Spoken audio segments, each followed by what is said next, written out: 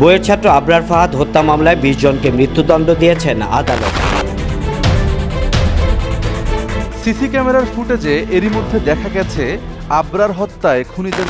एक ऐसा लड़का जो फेसबुक पर एक पोस्ट डालता है सिर्फ अपने व्यूज़ एक्सप्रेस करने के लिए, जो एक ही दिन में इतनी ज़्यादा वायरल हो जाती है जिसको लेकर बहुत ही ज़्यादा बड़ा विवाद हो जाता है, जिस कारण उस लड़के को 25 लोग मिलकर इतना ज़्यादा मारते हैं जिस कारण उस लड़के की जान तक चली जाती है। So hello guys, my name is Salman and welcome back another case study with me. तो आज मैं एक ऐसे केस के बारे में बात करने वाला हूँ जिसमें डर्टी पॉलिटिक्स के चलते एक लड़के की जान ले ली गई। वैसे तो इस दुनिया में बहुत सारे गेम हैं, लेकिन पॉलिटिक्स जितना गंदा गेम कोई और नहीं। सिर्फ एक फेसबुक पोस्ट के चलते एक लड़के को मौत के घाट उतार दिया गया। मैं बात कर रहा हूँ बांग्लादेश में रहने वाले अबरार फहद की।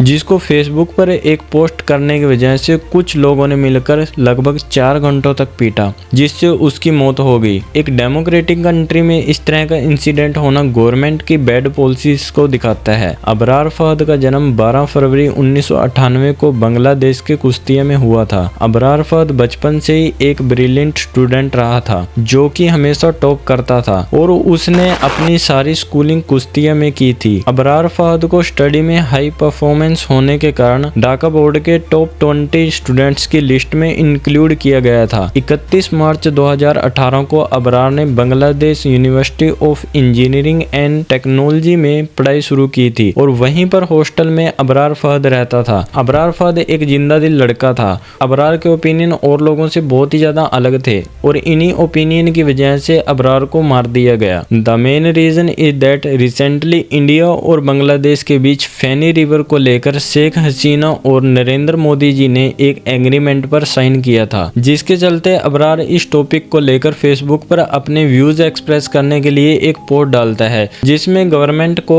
क्रिटिसाइज किया गया था। Abrar Bangladesh university of engineering and technology का सेकेंड ईयर का स्टूडेंट था। 5 अक्टूबर को बांग्लादेश की प्राइम मिनिस्टर शेख हसीना और इंडिया के प्राइम मिनिस्टर नरेंद्र मोदी जी ने वाटर शेयरिंग एग्रीमेंट पर सिग्नेचर किए थे। ये एग्रीमेंट भारत को फेनी नदी से पानी निकालने की परमिशन देगा, जो त्रिपुरा स्टेट से बांग्लादेश में बहती है। इस पर अबरार फहद ने यह आर्गुमेंट दिया कि शेख हसीना जब ढाका के पोर्ट्स के वाटर शेयरिंग और इंजीनियरिंग रिसोर्सेज के एक्सपोर्ट्स के लिए दिल्ली गई थी, वो इस इशू को ठीक करने में अनसक्सेसफुल रही थी। इससे पहले एक और पोस्ट में अबरार फहद ने बांग्लादेश में सबसे फेमस मछली हिल्स को भारत में एक्सपोर्ट करने के लिए बांग्लादेश के द्वारा लिए गए फैसले पर अपना कंसर्न शेयर किया था। And at the end Abrar Fahad की जो आखिरी पोस्ट होती है शेयर की हुई, वो इतनी ज्यादा तेजी से वायरल हो जाती है कि उसको लेकर विवाद हो जाता है। और संडे की शाम 7 बजे से मंडे को सुबह 2:30 बजे के बीच यूनिवर्सिटी के हॉस्टल में बांग्लादेश स्टूडेंट लीग के लीडर्स ने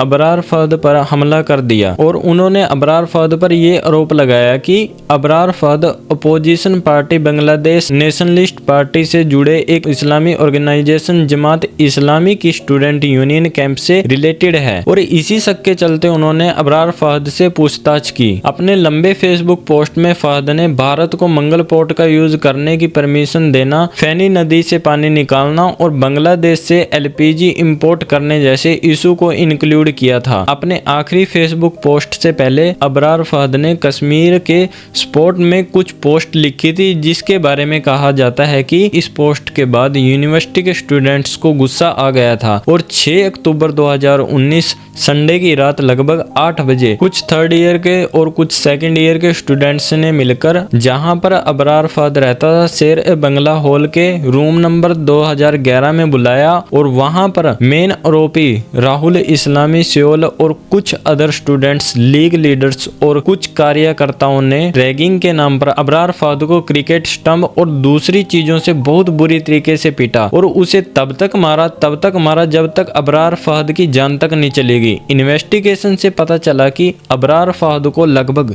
4 घंटों तक पीटा गया था। जो दोषी थे इस बात को खुद उन्होंने कबूल किया कि उन्होंने अबरार फहद को क्रिकेट स्टंप से इतना पीटा था कि उसकी जब तक जान नहीं चलेगी तब तक उसको मारते रहे। उन्होंने अबरार को क्रिकेट स्टंप से इतना ज़्यादा पीटा था कि इतना कुछ झेलने के बाद अबरार फहद को बहुत ही ज़्यादा तेज़ी से उल्टी होने लगी थी और अबरार बेहोश हो गया था। कुछ लोग थोड़ी देर के लिए कमरे के बाहर भी चले गए थे। 20 मिनट के बाद वो वापस कमरे में आए और फिर से अबरार की अंधाधुंध पिटाई की। इन सब लोगों ने अबरार के 2 मोबाइल फ़ोन और एक लैपटॉप भी अपने कब्जे में लिया था और उसकी पूरी तरह से जांच की कि इसमें कुछ और है तो नहीं, क्योंकि इन लोगों को शक था कि अबरार फहद एक इस्लामी पार्टी से जुड़ा हुआ है। ज़्यादा पिटाई के कारण अबरार फहद की जब डेथ हो गई थी तो अबरार को कुछ स्टूडेंट्स ने उसे ग्राउंड फ्लोर पर ले जाने की कोशिश की जो उसको मारने वाले थे।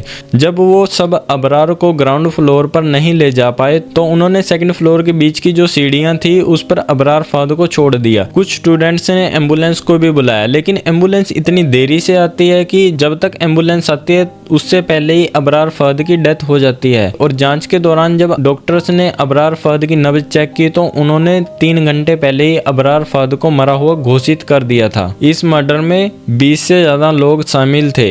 हॉस्टल के सेकंड फ्लोर पर लगे सीसीटीवी कैमरास में भी सब कुछ रिकॉर्ड हुआ था और फुटेज में साफ साफ पता चल रहा है कि अबरार को उसके हाथों और पैरों से उठाकर गैलरी से कुछ लोग उसे नीचे खींचते हुए ले जा रहे थे और सारे स्टूडेंट्स रूलिंग पार्टी के मेंबर्स थे। अबरार फहद के मर्डर के बाद उसके पिता बरकतुल्लाह ने चौक बाजार थाने में मर्डर का केस रजिस्टर करवाया। उसके बाद अबरार के फादर की पिटीशन एक्सेप्ट कर ली गई थी। इस घटना के बाद देश भर के यूनिवर्सिटीज में प्रोटेस्ट शुरू हो गए थे।